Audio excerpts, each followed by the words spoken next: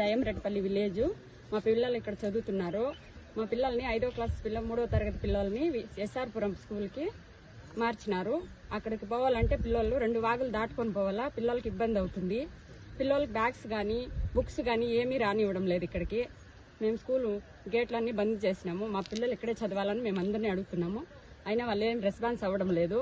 కాబట్టి మా పిల్లలు ఇక్కడే చదవాలని మేము అడుగుతున్నాము. వరకు మేము స్కూల్ ఓపెన్ చేయము. మేడం కూడా పంపించేసినాము. పిల్లల్ని కూడా స్కూల్కి రానివ్వము. మా అబ్బాయి పక్క ఊరు అయినటువంటి కురమాకనపల్లి నుంచి మా అబ్బాయి ఈ స్కూల్కి వస్తున్నాడు. ఈ స్కూల్కి రావాలంటే పక్కన అక్కడ ఒక వాగు దాటుకొని ఇక్కడికి రావాలి. ఇప్పుడు ఇక్కడ నుంచి స్కూల్ ఎస్ఆర్పురం షిఫ్ట్ చేస్తున్నారు. అలా షిఫ్ట్ చేసినప్పుడైతే ఇక్కడ నుంచి మళ్ళీ 2 వాగులు దాటుకుంటూ పక్క స్కూల్కి వెళ్ళాలి. చిన్న పిల్లలు ఇక్కడ నుంచి అక్కడికి వెళ్ళాలంటే చాలా ఇబ్బంది వస్తుంది. అక్కడ నుంచి ఇక్కడ రావాలంటే మా పిల్లల సేఫ్టీ కూడా లేదు. కానీ పిల్లల్ని పంపిస్తున్నాము. కానీ ఇక్కడ నుంచి మళ్ళీ అక్కడికి వెళ్తున్నారంటే చాలా ఇబ్బంది అవుతుంది. దయచేసి మా పరిస్థితి కొంచెం అర్థం చేసుకొని మా పిల్లల్ని మా స్కూల్లోనే ఇక్కడే పెట్టాలని కోరుకుంటున్నాం.